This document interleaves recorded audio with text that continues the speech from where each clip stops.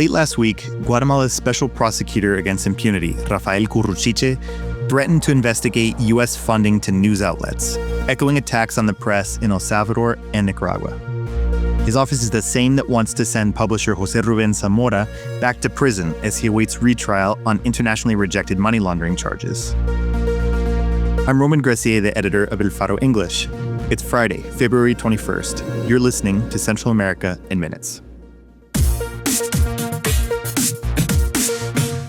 In Nicaragua, the house arrest of Daniel Ortega's brother relates more to El Salvador and Honduras than to Guatemala. In the case of Guatemala, they say globalism comes to die at CPAC, but in El Salvador, it's already dead. Central America in Minutes on El Faro English.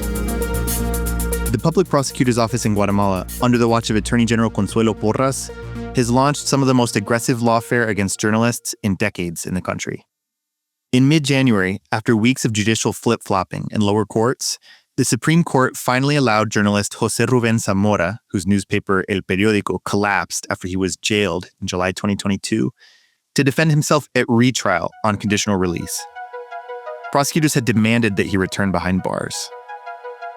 As we covered in episode 8, the Attorney General recently obtained a third arrest warrant for exiled journalist Juan Luis Font and cited anti-femicide law for a restraining order against reporter Diego España from La Hora, who questioned a woman prosecutor. As for Curruchiche's alleged probe of U.S. funding to media outlets, exiled former special prosecutor against impunity Juan Francisco Sandoval wrote on X, quote, "And the crime is, there is none. No report or lawsuit can be filed against acts that do not constitute crimes. What the prosecutor's office is doing is yet another act of intimidation of the press." In an editorial, La Hora, a traditional newspaper, wrote that it does not receive U.S. government funding. But last Friday afternoon, Ángel Pineda, the right hand of the Attorney General, refused to outright dismiss Curruchiche's supposed investigation. Here's audio published by outlet EP Investiga. Look, for now I don't know if any reports have been filed about a situation like that. If there were a report, the obligation of the Public Prosecutor's Office is to investigate, right? For Nayib Bukele in El Salvador, USAID is a cudgel against the independent press.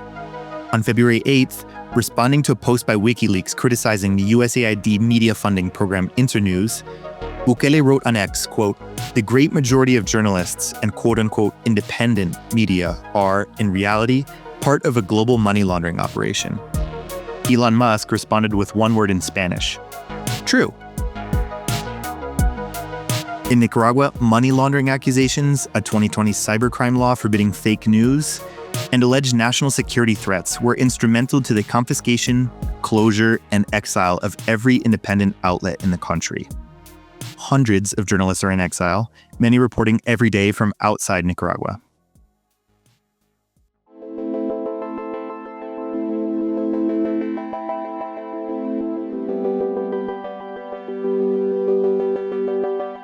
Next, we go to Texas, where former Guatemalan Congressman José Ubico was sentenced on Tuesday to 18 years in prison after pleading guilty in May to conspiring to traffic cocaine to the United States.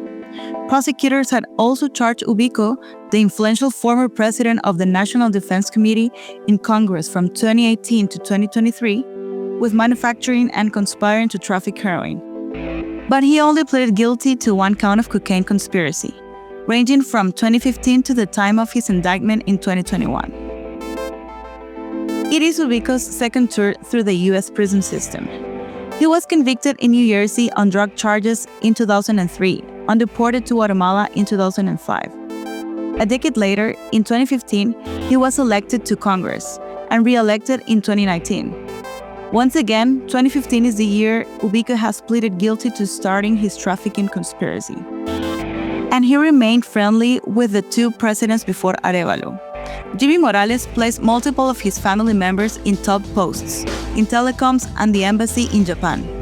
Alejandro Yamatei called Ubico a, quote, good friend and ally in Congress.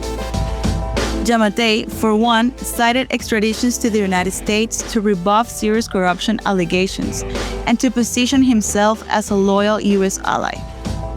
In one picture that has aged poorly, 1 year after Ubico's second U.S. drug indictment in 2022, the Guatemalan Army decorated Ubico for his distinguished civil service. The Bernardo Arevalo administration, which took office in 2024, stripped him of the medal last May 2nd, after his guilty plea. Ubico admitted to forming part of the conspiracy spanning Ecuador, Colombia, Panama, Costa Rica, Guatemala, and Mexico. Oddly, in May 2022, former Panamanian President Ricardo Martinelli accused the Guatemalan of trying to steal his jet as a part of an effort to mount his own airline. In 2022, the United States requested Ubico's extradition.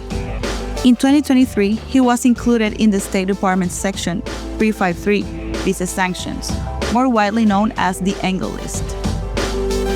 Even more strikingly, Ubico's sentencing raises questions about what Guatemalan authorities knew about his involvement in the regional drug trade, and when. According to La Hora, evidence presented to the Public Prosecutor's Office in the U.S. extradition request included cooperating witness testimony implicating Ubico's cousin, purportedly a member of the Anti-Narcotics unit of the National Civil Police. The police did not move on Ubico when he was stripped of his immunity, at the request of the Public Prosecutor's Office in December 2022. He then spent months out of the public eye, his location unclear. According to the Eastern District of Texas, Ubico then quietly turned himself over to U.S. custody in May 2023 to plead guilty.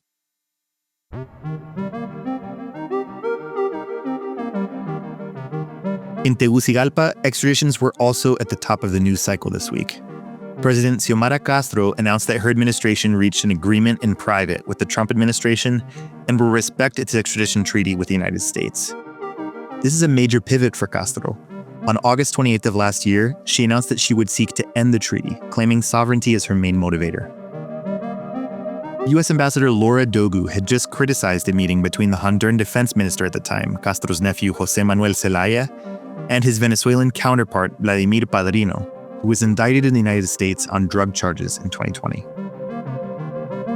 To make matters more suspect, the outlet Insight Crime had just published a video, secretly recorded by a drug trafficker in 2013, revealing members of the cartel Los Cachiros offering $650,000 to Carlos Zelaya, brother-in-law of now President Xiomara Castro, for her presidential campaign that year. Until then last year, Carlos Zelaya was an influential secretary of the Honduran Congress and a confidant of Castro and her husband/advisor, Mel Zelaya. Half must be for the comandante, Carlos Zelaya said in the video of the campaign money, using a common nickname for Mel. He and I will share the other half, close quote. According to Insight Crime, Castro announced that she would denounce the extradition treaty after the outlet reached out for official comment. After the video surfaced, Carlos Zelaya resigned his post, claiming he would submit himself to investigation by the Public Prosecutor's Office, now controlled by a member of the ruling party Libre, despite prohibitions on party affiliation. But an investigation by digital outlet Contracorriente recently reported that Carlos Zelaya continued to receive checks from Congress even after his resignation stemming from the video. The March 9th primary elections are just days away. But sovereignty rhetoric has been a pillar of Castro's policy since she took office in early 2022. Like the presidents of El Salvador and Guatemala, she condemned the Biden administration's Engel List corruption sanctions and, breaking with Taiwan in 2022, called for multipolar relations. Like Bukele and Yamatei, Castro too has claimed that the Biden administration was plotting with her domestic adversaries against her government. That was how she responded to the video of Carlos Zelaya. And as reported in episode 12, she has threatened to pull U.S. military bases in Honduras in response to Trump's deportation campaigns. But on the matter of extraditions at least, Castro and Trump are offering the public a glimpse of their minimal understanding.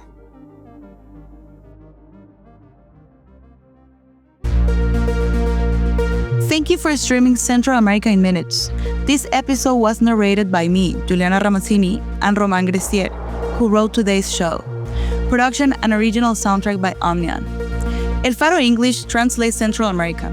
You can support our work every month by going to support.elfaro.net and joining our crowdfunding community. Our mantra is simple: journalism must go on. Adios.